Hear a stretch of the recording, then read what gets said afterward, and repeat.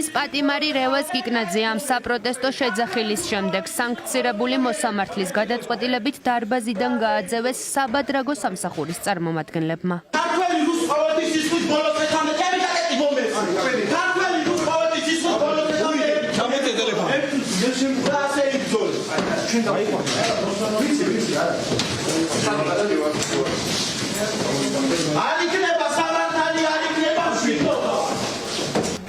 ლელად საგარეიშვილმა ახალგაზრდას სიტყვა არ დაასრულებინა და მისი გაჩუმება სცადა.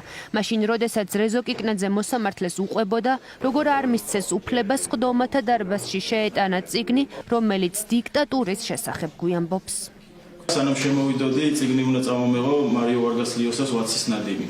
რატომღაც არ შეუმატანინეს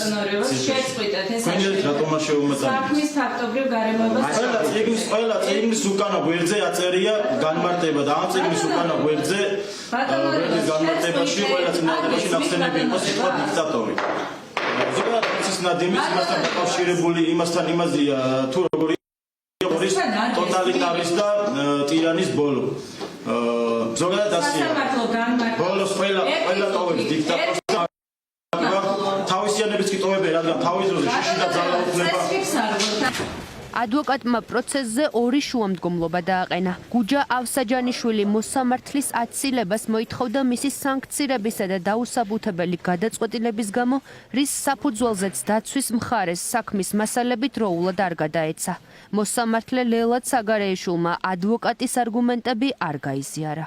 სანქცირების საკითხი მოსამართლის კონკრეტულად ჩემი დასანქცირება ვის შესახებ გადაწყვეტილება მიღებული არის ერთ-ერთი სახელმწიფოს პოლიტიკოსების მიერ და წარმოადგენს პოლიტიკურ გადაწყვეტილებას.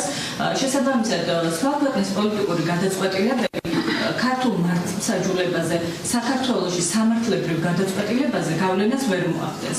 შესაბამისად, ამ საფუძვლითაც თქვენი მოთხოვნა უსაფუძვლოა. რეზო კიკნაძეს სხდომათა დარბაზში ხელბორკილები კიდევ ერთხელ დედისა და ბებიის თვალწინ დაადეს. ოჯახის წევრები პროტესტის შეწყვეტას არ აპირებენ და ბრძოლას აგრძელებენ. გაუკეთეს მას ბორკილები და გაიყვანეს. ჩემზე ძალიან იმოქმედა და ძალიან ცუდად განვიცადე მეც და თავის ბებიამაც.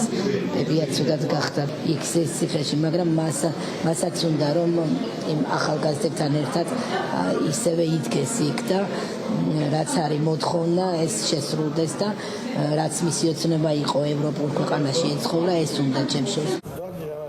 რევაზ გიგნაძეს, რომელიც სისხლის სამართლის მუხლით ჯგუფური ძალადობის ბრალდებით ზის საპყრობილეში ადმინისტრაციულ სამართალდარღვევასაც ედავებიან. შინაგან საქმეთა სამინისტრო ამტკიცებს, რომ კიკნაძე აქციაზე ქვით გადაადგილდებოდა.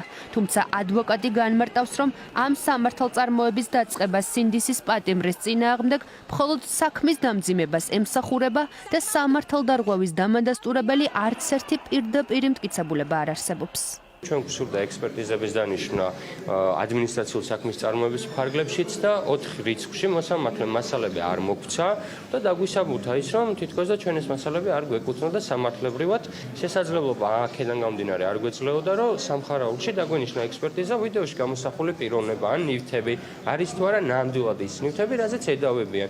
ყოველივე აქედან გამომდინარე ხედავთ იმას, რომ მოსამართლე და სასამართლო ცდილობს შინაგან საქმეთა სამინისტროს წარმომადგენლების პოზიციები გაამყაროს. 5,000 ლარით დააჯარიმა სანქცირებულმა მოსამართლე ნინო ენუქიძემ გზის გადაკეტვის ბრალდებით IDFI-ის დირექტორი გიორგი კლდიაშვილი. ეს არის სისტემური დაშინების მცდელობა შინაგან საქმეთა სამინისტროსგან და ამ რეჟიმისგან, მაგრამ ამით ნამდვილად იმ ხალხს, რომელიც აპროტესტებს ამ რეჟიმის უკანონობას, ვითხოვთ ახალ არჩევნებს და სინდისის პატიმრების გათავისუფლებას ნამდვილად ვერ დაგვაშინებენ. უხარისხო კომედია, ასე შეაფასა მისი სასამართლო პროცესი გელა ხასაიამ. კოალიცია ცვლილებებისთვის წევრის საქმის განხილვა დღეს სანქცირებულმა მოსამართლე ნინო ენუქიძემ 21 თებერვალს გადადო. დღევანდელ პროცესზე დაიკითხა პოლიციელი, რომელიც ხასაიას თქმით ცრუ მოწმია და მისი დაკავების ოპერაციაში მონაწილეობას საერთოდ არ იღებდა.